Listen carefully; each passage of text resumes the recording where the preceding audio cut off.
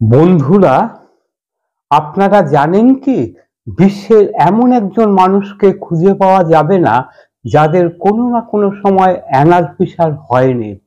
প্রাচীন কাল থেকে আমাদের সমাজে এই রোগটি হয়ে আসছে। মলদ্বারের যতগুলি রোগ আমাদের কষ্ট দিয়ে থাকে, অ্যানাল ফিসার হচ্ছে তার মধ্যে অন্যতম।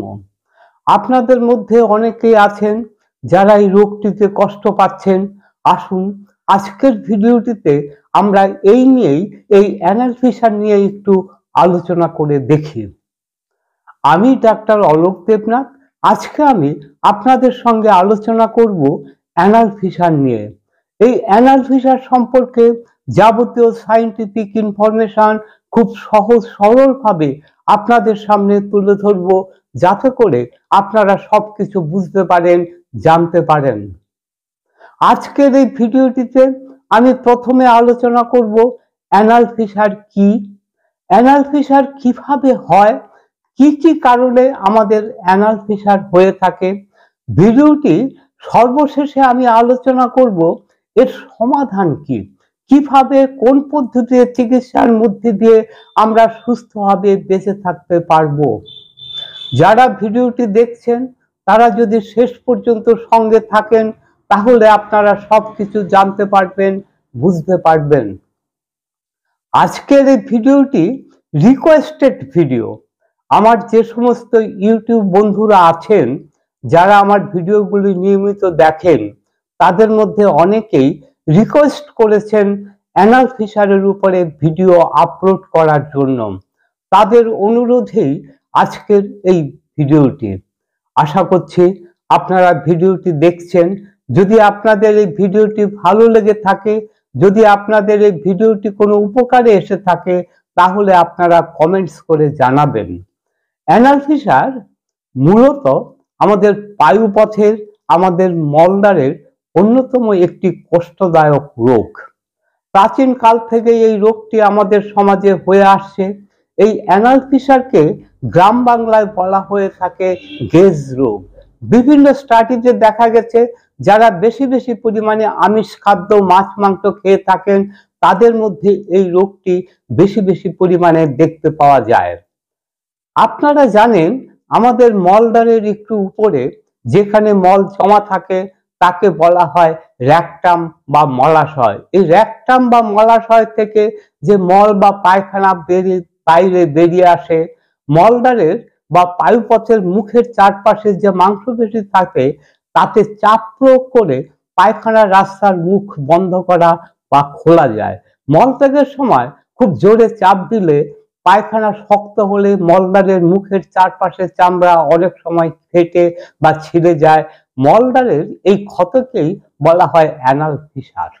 আসুন এবার আমরা অ্যানাল ফিসারের লক্ষণগুলি সম্পর্কে একটু জেনে নেই। অ্যানাল ফিসার হলে আমাদের শরীরে কি কি লক্ষণ প্রকাশ পায়। অ্যানাল ফিসার বা গেজ রোগের সবচেয়ে প্রধান লক্ষণ হলো মলত্যাগের সময় মলদ্বারে তীব্র, তীক্ষ্ণ, ধারালো ব্যথা হওয়া। অনেক সময় রোগীদের মনে হয় যেন মলদ্বার দিয়ে ভাঙা কাচের টুকরো বের হচ্ছে। প্রচন্ড ধারালো, তীক্ষ্ণ ব্যথা। এই তীব্র ব্যথাটাই হচ্ছে সবচেয়ে বেশি যন্ত্রণাদায়ক। আবার পায়খানা হয়ে যাওয়ার পরে ও জ্বালা যন্ত্রণা কয়েক ঘন্টা পর্যন্ত থাকতে পারে। আবার কিছু কিছু ক্ষেত্রে সারাদিনও থেকে থাকে। পায়খানার গায়ে ব্যবহৃত টয়লেট পেপারে তাজা লাল রক্তের ছোপ দেখতে পাওয়া যায়। আবার দু এক ফোঁটা তাজা রক্ত গড়িয়ে পড়তে পারে। শুধুমাত্র চামড়ার কিছু অংশ ছিঁড়ে বা চিড়ে যায় বলে খুব বেশি অশ্বরোগের মতো রক্তপাত হয় না। যেহেতু পায়ুপথের মুখের কাছেই রক্তপাত হয়, তাই রক্তের রং উজ্জ্বল লাল বর্ণের হয়ে থাকে। অ্যানাল ফিসার রোগে পায়খানার রাস্তার মুখে চুলকানিও হতে পারে। অনেকে ভুল করে বলে থাকে তাদের গুড়োকুমির জন্য মলদ্বারের চুলকানি হচ্ছে। না বন্ধু, এটি অ্যানাল ফিসারের জন্য হয়ে থাকে।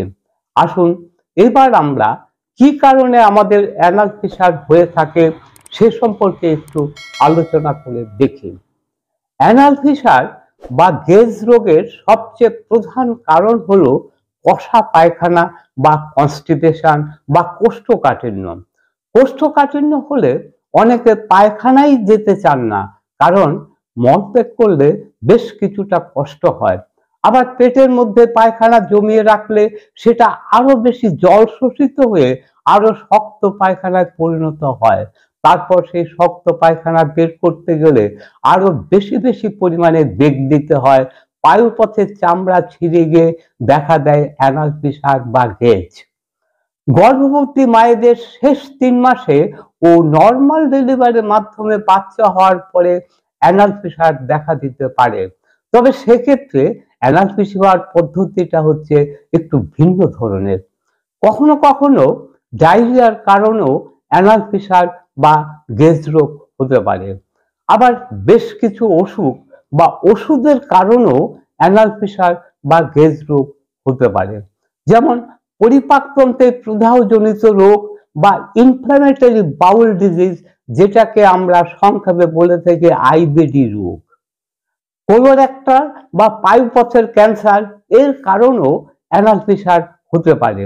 বেশ কিছু যৌন রোগ যেমন এইচআইভি, সিফিলিস, হার্পিস সিমপ্লেক্স এ সমস্ত রোগও অ্যানাল ফিসার দেখা দিতে পারে। সোরাইসিস নামক ত্বকের প্রদাহজনিত রোগ, পিউরাটাস নামের পায়ুপথের এক ধরনের চুলকানি, ভাইরাস, ব্যাকটেরিয়া, ফাঙ্গাস ঘটিত চর্মরোগ এসব কারণেও অ্যানাল ফিসার হতে পারে। আবার বেশ কিছু ওষুধপত্র আছে যা খেলে পার্শ্ব প্রতিক্রিয়া হিসাবে অ্যানাল ফিসার দেখা দিতে পারে।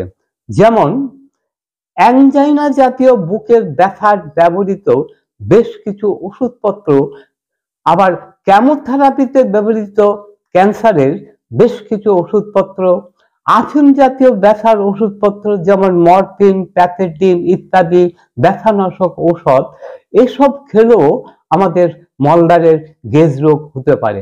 আসুন এবার একটু আলোচনা করে দেখি কিভাবে, কোন পদ্ধতিতে চিকিৎসা করার মধ্যে দিয়ে, ম্যানেজ করার মধ্যে দিয়ে আমরা সারা জীবন সুস্থভাবে বেঁচে থাকতে পারবো। অ্যানাল ফিসারকে আমরা দুই ভাগে ভাগ করতে পারি। একটি হলো তার অ্যাকুট স্টেজ, আরেকটি হলো ক্রনিক স্টেজ। অ্যাকুট স্টেজে তীব্র ধারালো ব্যথা থাকে, তাহলে আমাদের প্রথম উদ্দেশ্য হচ্ছে এই ব্যথাকে উপশম করা। এই ব্যথাকে আমরা কিভাবে উপশম করব? বিভিন্ন স্টাডিতে দেখা গেছে যদি মলত্যাগের পরে সিচপাথ নেওয়া হয় তবে মলদ্বারের মাংসপেশিকে রিল্যাক্স বা শিথিল করতে সাহায্য করে, ফলে ব্যথা কমে আসে। শুধু মলত্যাগ করার পরে এটি নেওয়া যাবে বিষয়টি এমন নয়। দিনে 2 থেকে 3 বার আপনারা এই গরম জলের সেক, যেটাকে আমরা সিচ বাথ বলে থাকি, সেটা নিতে পারেন। তাহলে আপনারা ব্যথার বেশ উপশম পাবেন। এছাড়া আপনারা ব্যথা কমানোর ওষুধ হিসাবে প্যারাসিটামল খেতে পারেন। দিনে 650 মিলিগ্রাম ট্যাবলেট 3 বার করে খেতে পারেন। আবার প্রয়োজন হলে আইবুপ্রোফেন ট্যাবলেট খেতে পারেন। তবে রক্তক্ষরণ হলে আইবুপ্রোফেন এড়িয়ে যাওয়াই ভালো, কারণ এটি রক্তক্ষরণের ঝুঁকি বাড়ায়।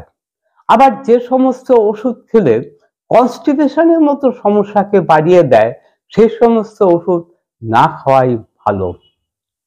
আপনারা মলদ্বারের মুখে পেট্রোলিয়াম জেলি বা অন্যান্য পিচ্ছিলকারী পদার্থ ব্যবহার করতে পারেন। মলদ্বারের সময় ফেটে যাওয়া জায়গায় ঘর্ষণের মাধ্যমে ব্যথা অনুভব হওয়ার তীব্রতা কমায়। মলত্যাগের সময় জোরে চাপ দেওয়া থেকে বিরত থাকুন।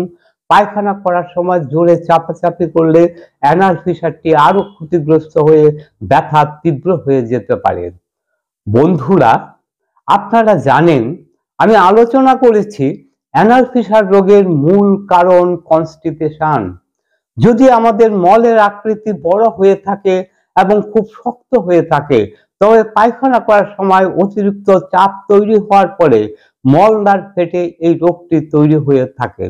তাহলে অ্যানাল ফিসারকে সারাতে গেলে আমাদের প্রথমেই কনস্টিপেশনকে সারাতে হবে। পায়খানাকে নরম রাখতে হবে। পায়খানাকে নরম রাখতে গেলে আমাদের প্রতিদিনের খাদ্য খাবারের মধ্যে অবশ্যই কম করে 30 গ্রাম ফাইবারকে রাখতে হবে।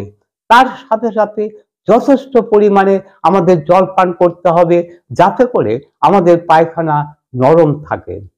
কনস্টিপেশনের উপরে আমার একটি ডেডিকেটেড ভিডিও আছে, আমি ডেসক্রিপশন বক্সে এই ভিডিওটির লিংক দিয়ে রাখলাম, আপনারা ভিডিওটি দেখে নিতে পারেন।